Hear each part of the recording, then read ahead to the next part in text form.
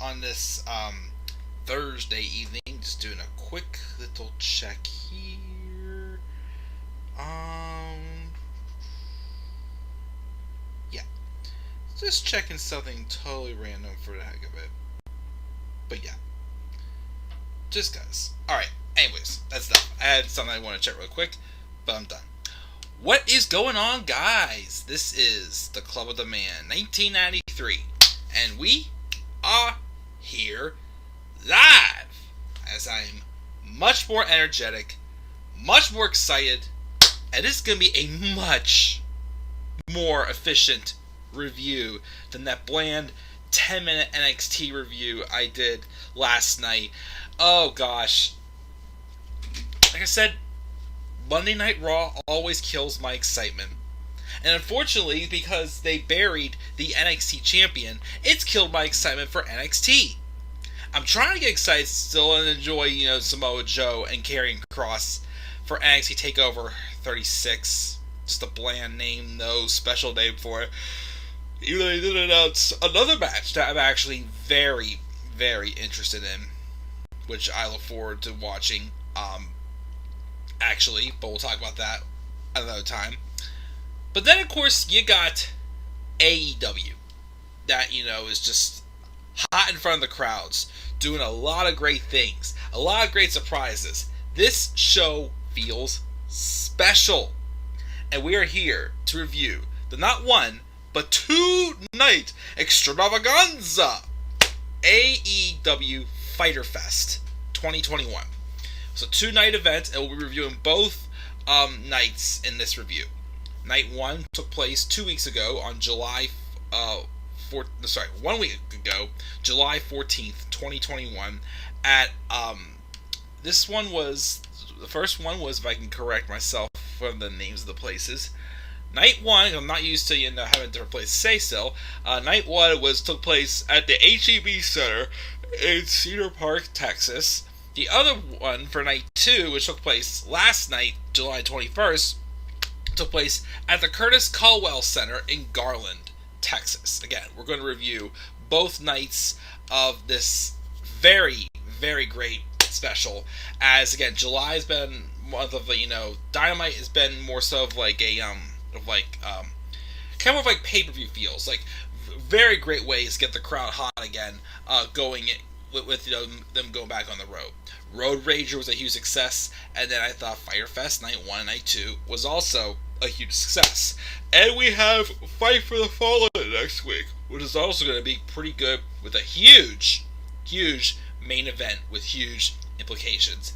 That 5-person, that 10-man elimination match, I believe it is, between the Elite and the Dark Order and Hangman Adam Page, which again we will talk about that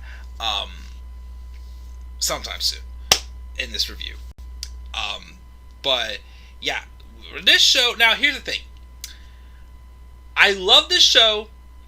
I would say though it was a little bit more winged than last year's show. Last year's show had like matches that were hyped up. Like the long stretch one was definitely last year. It was Jon Moxley and Brian Cage.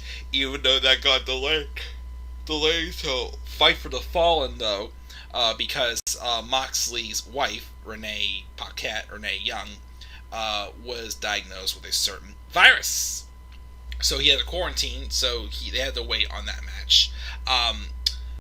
But this year again, it was a little more winged. A couple more matches that were hyped up though. I'll say this is a great show. This is a great 2-week show. Like I said, a lot of excitement, a lot of fresh things, a lot of great matches. My favorites definitely are the ones that are, showed in the graphic for Fyter Fest. It's between these two. For me, that was my favorite match between the two shows. Both the main events. They were just both awesome. I would say maybe this one might get the edge a little bit more because of it being a little more fresh. This one was great too. I feel like, the reason why I put this one over that one though is because this one we've already seen, and this one again just felt a little more fresh. But still both excellent matches. A lot of great things. We had a surprise debut, and there's rumors of some more names possibly coming to AEW. I don't want to get into them right now, but Will they happen? My thing is I'm gonna, at least one of them for sure I can see, but the other one, I'm not gonna believe it until I see it. But we'll have to wait and see in the coming weeks, maybe around All Out. By All Out, if these two names are not there, then I'm definitely gonna say, okay, it's not happening. So we'll have to see what's going on. What's up, Tyler? He said how both nights were great. They definitely were. I would give the edge, a little bit of an edge though, to night one. Night one was still my favorite, I gotta say. But let's start off with night one. Again, night one took place at the HEB Center in Cedar Park, Texas. We opened up with the first of two throughout both shows IWGP United States Championship matches. The first one was Jon Moxley, who made his return. The first time we've seen Jon Moxley since his tag title match at Double or Nothing with Eddie Kingston taking on the Young Bucks. The current IWGP champion taking on Machine Gun, Carl Anderson, or we call him, for over Japan. Yeah, whatever it is. Of course, Moxley's return. First off, Moxley's bald. Yeah, bald Moxley. He's bald. He's bald. Bald. You're bald. No, I'm not. I was bald. Again, that continues to be the hint at whenever I get that open door, I'm going to start those sitcom reviews. I just might start them soon. I keep saying that, yeah, I won't do it, but I really want to do some sitcom reviews, but I just don't have the time. But that's still the first one I'm going to do once I, get time to do them. But yeah, Jon Moxley came out also in the Wild Things theme song. Good way to hype up the crowd, even though I still love his unscripted violence theme, but, you hear about the Wild Things, gotta shake up. And, again, him and Carl Anderson put in a pretty darn good match.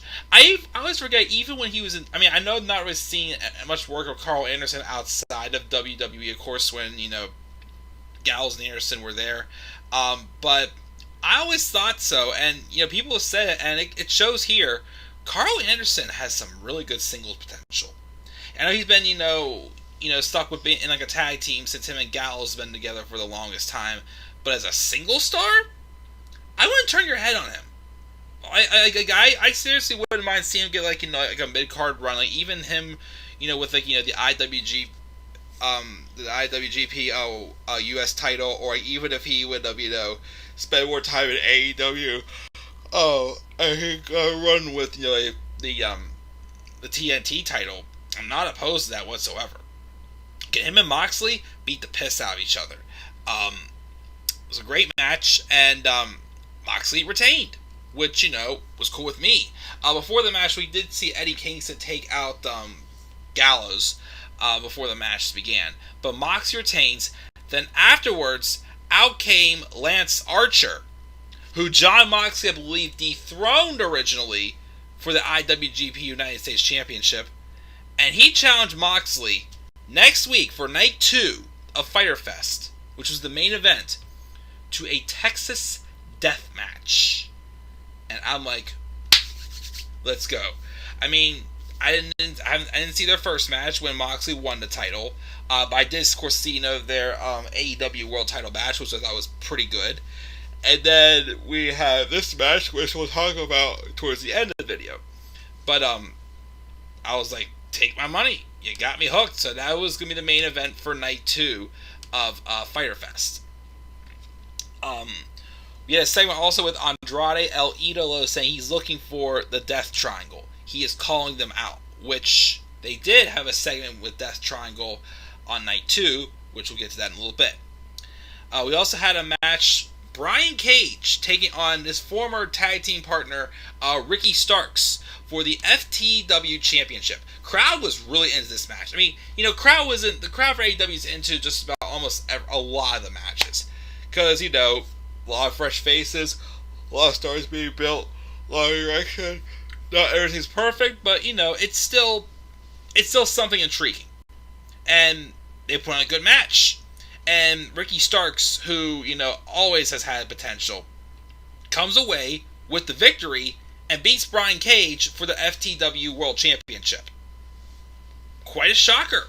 Definitely with the pop he got, though, definitely both these guys have potential to be good baby faces, but, the story that's going on with, Team Taz and Brian Cage, even though the split was still a little bit random, but, Brian Cage, he wants to do things his way. He wants to do it how he wants it to be. So he's tired of, being bossed around by Team Taz.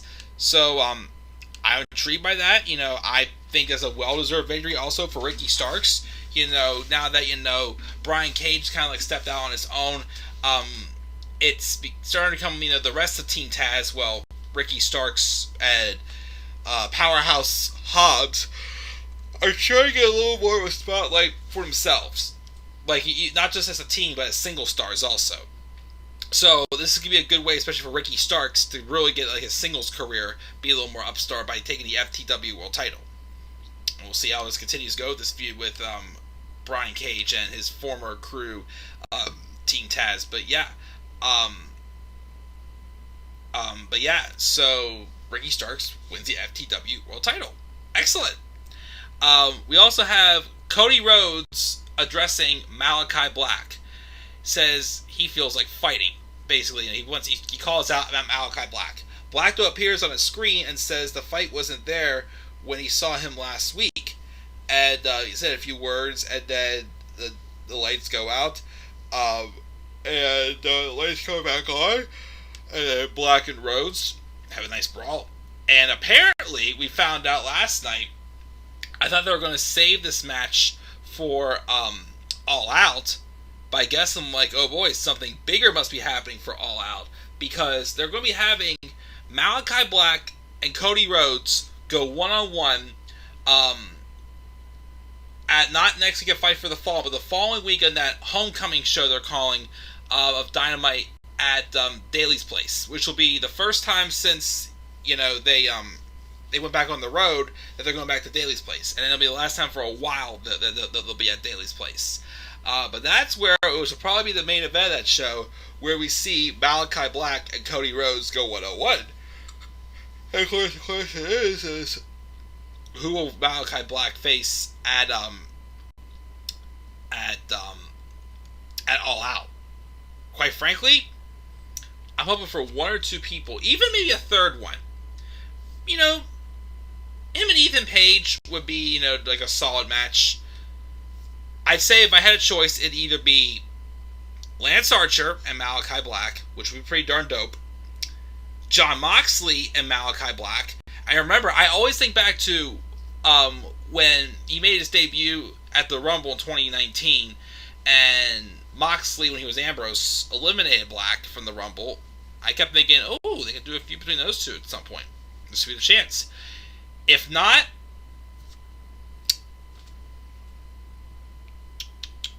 Mr. Coffin Drop, Mr. Daredevil himself, Darby Allin.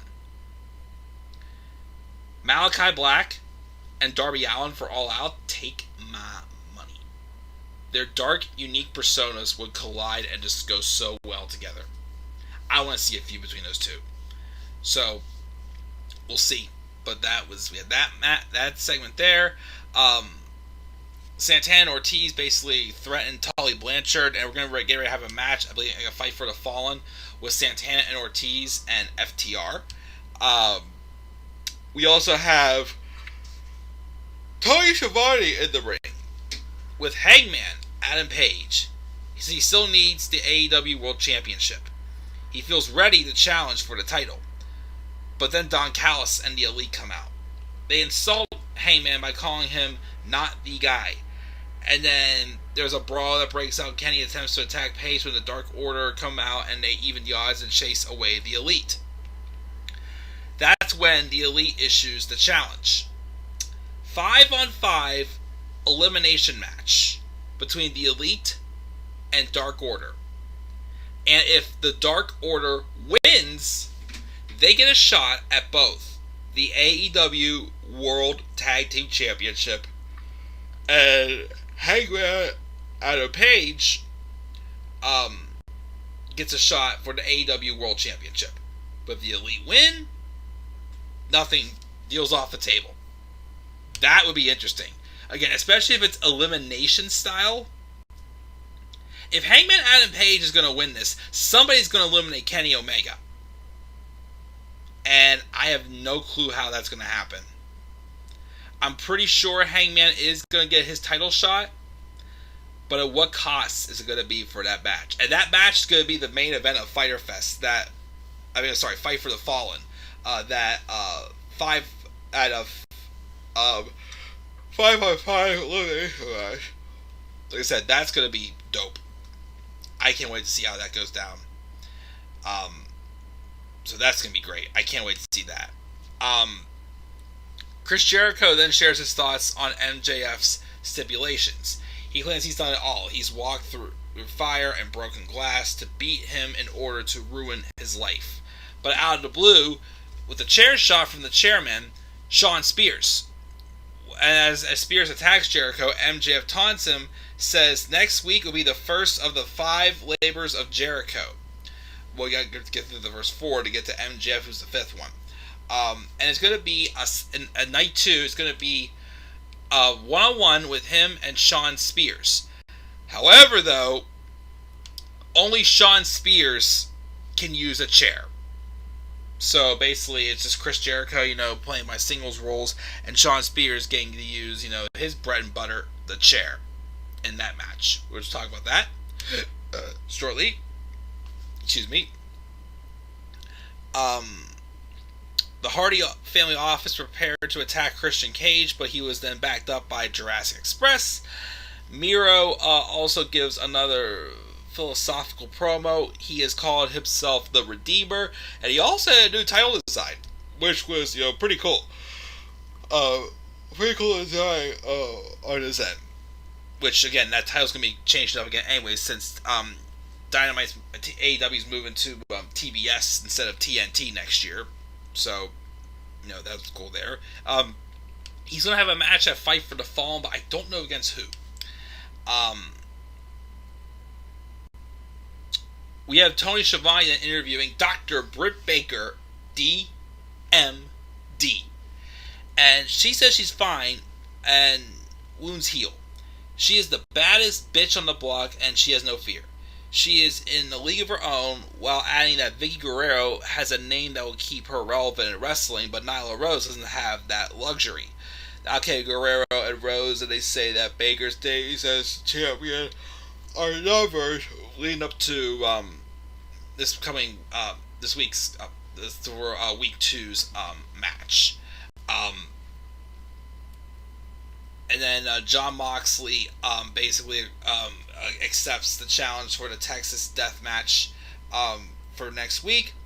Sammy Guevara has a match against Wheeler Yuta, who was apparently supported by Best Friends. Good match, had a good pop for Sammy Guevara, Texas owned. He is from Texas. That was solid. QT Marshall apparently pours his drink over Tony Schiavone in anger at being disrespected. Who cares? Yuka Sakazaki took on Penelope Ford and beat her in a pretty solid match also.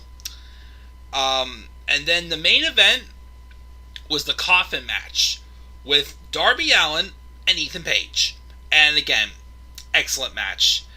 Darby Allin is just awesome at being a babyface. Like, definitely one of the best babyfaces in wrestling today. Ethan Page is a guy, again, I'd say, don't sleep on him. Again, he's a great heel, and he gets the proper heel heat to make you want to see Darby Allin win. Couple good spots.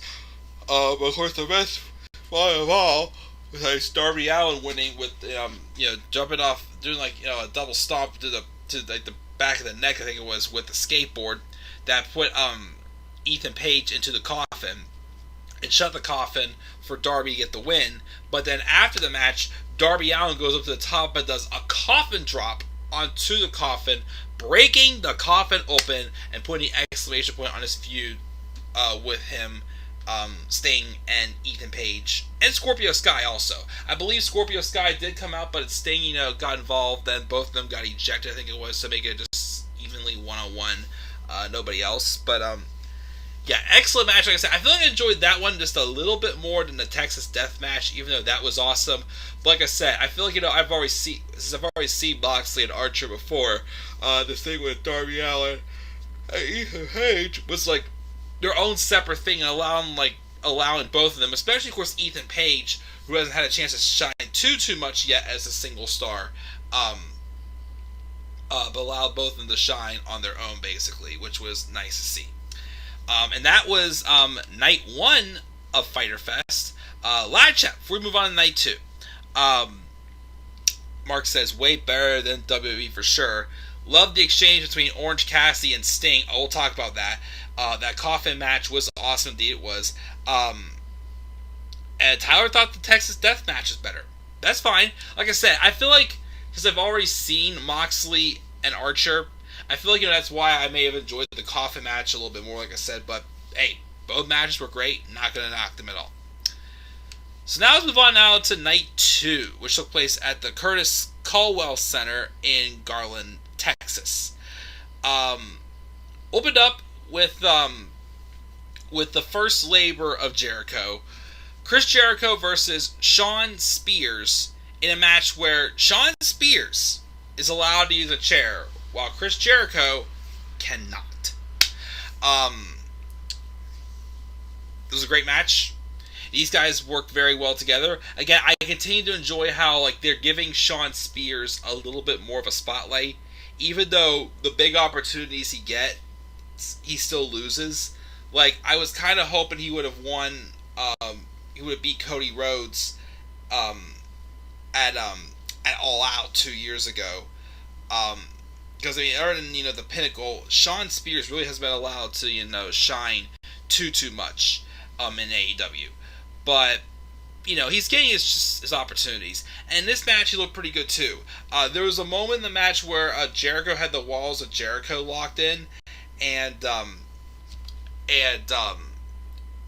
referee was not looking because of there was an altercation going on between Tully Blanchard and Tully was trying to distract the referee from seeing Spears from tapping out.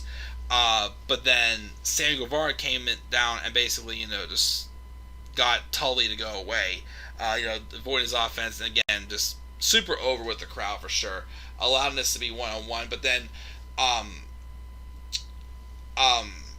then off the distraction, Spears was able to grab the chair and hit Jericho with it, break free from it. But even after hitting his finishing maneuver, which basically is an AA or whatnot, wherever you want to call it, finishing maneuver, Jericho kicked out of it, and then eventually, though, Jericho would get the victory over Spears, which he survived the first of the 4 labors of Jericho before he gets to the 5th one, which is MJF.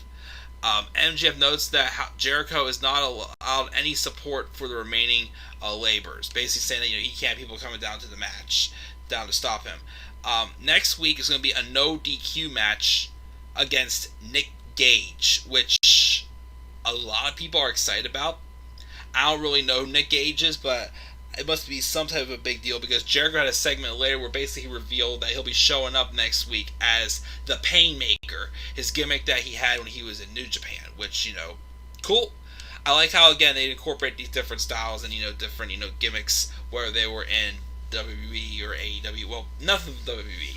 They're not going to acknowledge WWE at all. They even acknowledge most of the writing, We the People was shit, basically, as they mentioned. But these gimmicks that Jericho got over with outside WWE, the Painmaker and whatnot, that's how he's going to prepare for his match with Nick Gage. So we'll see how that goes next week for the second labor of Jericho.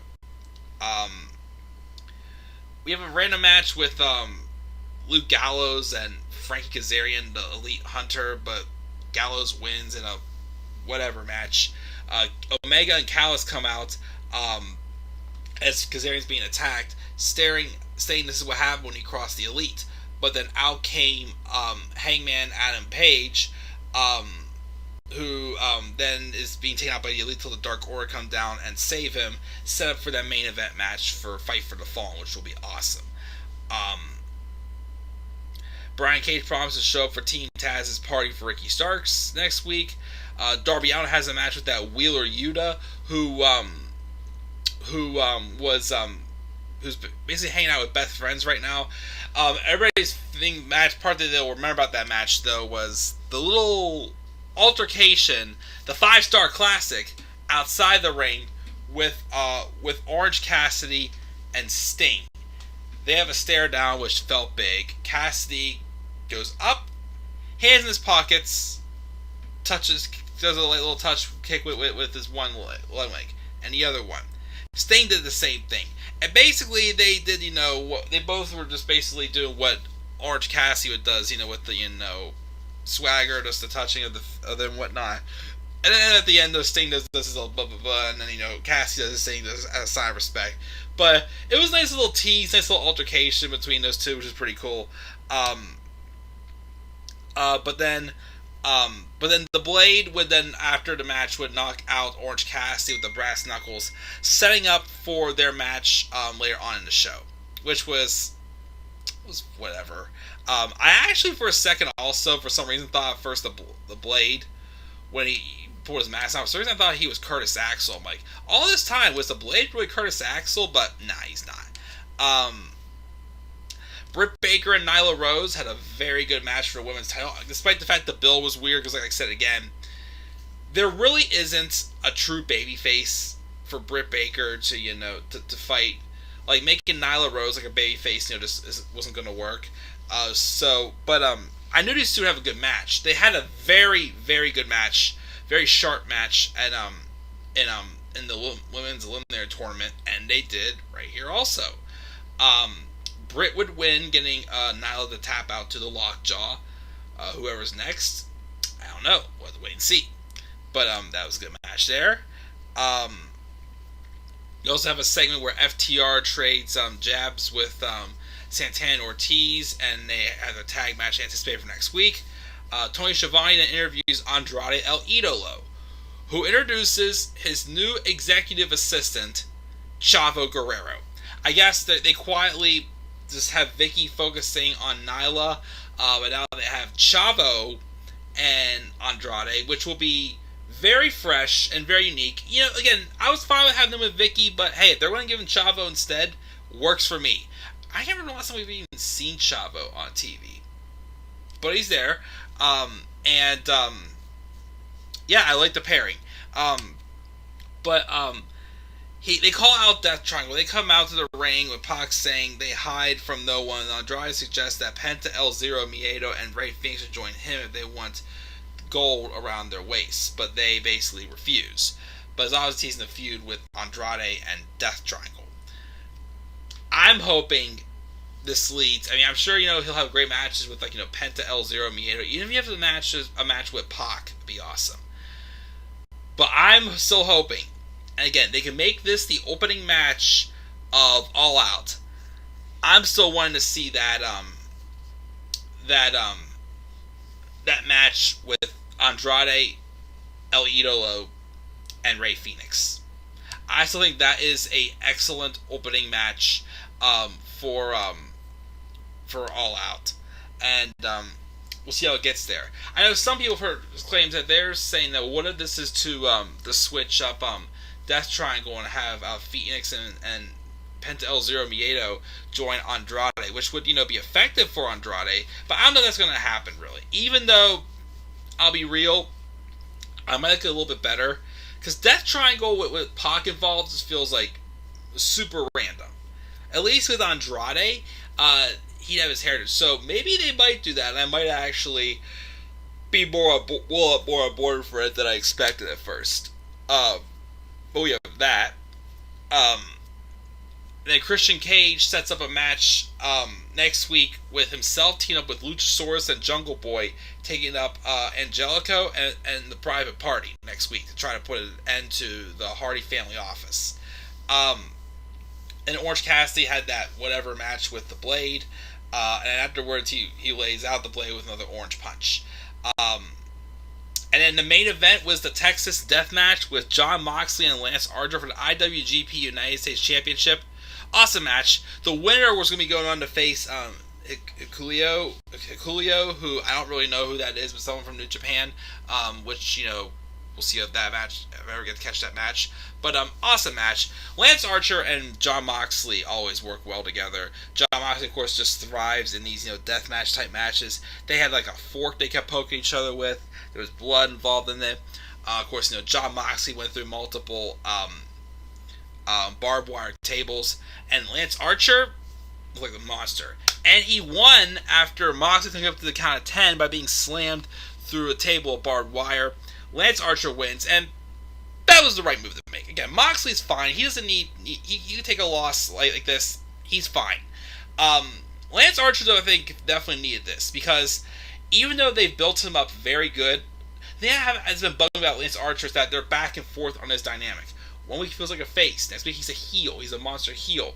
And one week he's just trying to get a good pop for the audience. Like, it's just... The dynamics for him are just so inconsistent. So, and also the fact that, he's one guy that should have had a title put on him by now. And he's getting the IWGP World title, United States Championship back. That works for me. Again, Moxley, is fine without a title right now. He can use a breather.